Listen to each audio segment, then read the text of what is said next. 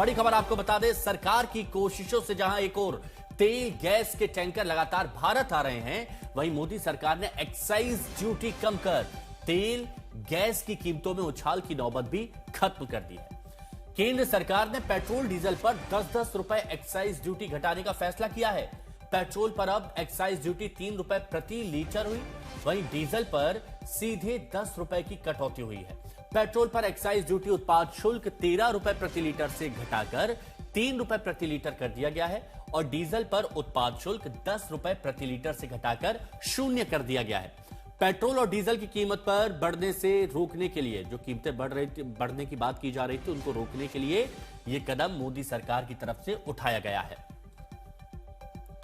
Petrol diesel पर 10-10 रुपए excise duty घटाई है।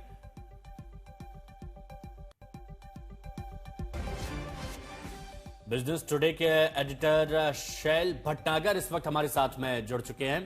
शैल, आम लोग अगर यह बात समझना चाहें सरल शब्दों में कि सरकार का यह फैसला उनको कैसे राहत देगा, तो कैसे समझाएंगे आप उन्हें?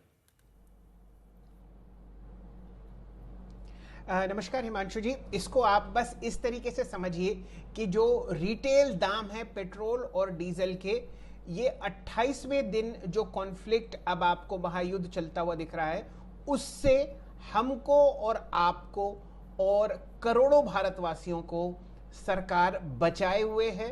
जिसने भी पिछले 28 दिन में तेल भरवाया है, उसने एक नया पैसा फालतू नहीं दिया।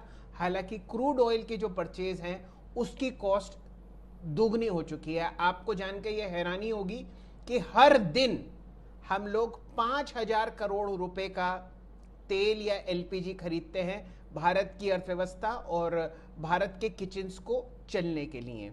अब क्योंकि सरकार ने ये कट लाया है एक्साइज ड्यूटी में, तो उनकी जेब में जो पैसा जा रहा था वो नहीं जाएगा और ओएमसीज, एचपीसीएल, बीपीसीएल और आईओसी की बैलेंस शीट मजबूत की जा रही है कि आप जाके भारतीय अर्थव्यवस्था के लिए तेल खरीदें, कहीं से भी आपको मिले। तो ये इसीलिए किया गया है कि ना सिलेंडर का दाम बढ़े, ना पेट्रोल का दाम बढ़े, ना डीजल का दाम बढ़े और जो आम आदमी है वो इस युद्ध की चपेट से परे रहे। हिमांशु जी, बिल्कुल। पीयूष मिश्रा भी हमारे सहयोगी हमारे साथ जुड़ चुके हैं, उनसे भी हम बात कर लेते हैं। पीयूष, हमने देखा है कि बहुत सारे लोग पैनिक सिचुएशन में आ गए थे, पेट्रोल पंप पर लाइन लग रही थी, कुछ अफवाहें भी फैल रही थी और सरकार ने ये जो फैसला लिया है उससे काफी हद तक इन सब पर विराम भी लगेगा और लोगों के लिए राहत भी है।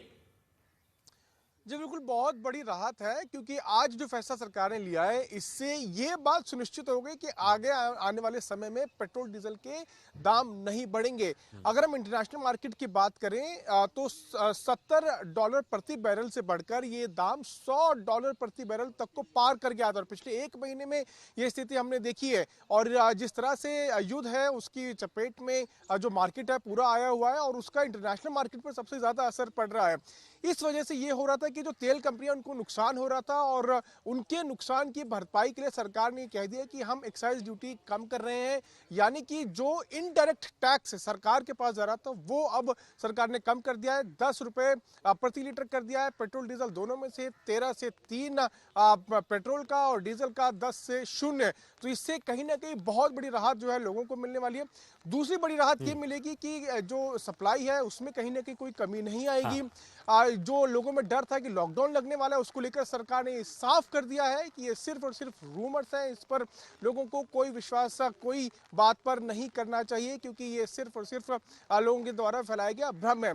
एक और बात जो बहुत महत्वपूर्ण है कि इस फैसले के बाद जो ऑयल कंपनीज हैं उनको नुकसान नहीं होगा जो नुकसान पहले हो रहा था और इससे वो और ज़्यादा ऑयल अलग अलग मार्केट से, अलग अलग कंट्रीज से खरीद सकती हैं और ले सकती हैं, जिससे आम जनताओं का फायदा होगा। यानी कि ये जो फैसला लिया गया है इससे एक चीज़ साफ हो गई है कि आगे आने वाले समय में तेल और पेट्रोल तेल में की जो दाम है उनमें कहीं ना कहीं बढ़ोतरी की जो आशंका थी वह नहीं होगी। साथ साथ सरकार सभी कदमों को लेकर, सभी मेजर्स को लेकर कहीं ना कहीं लगातार बैठक कर रही है। और सरकार की तरफ से बहुत स्पष्ट कहा गया कि वैश्विक स्तर पर पेट्रोल डीजल के दाम बढ़े हैं, लेकिन भारत में इसका असर दिखाई नहीं देगा, भारत इसके लिए तैयार है।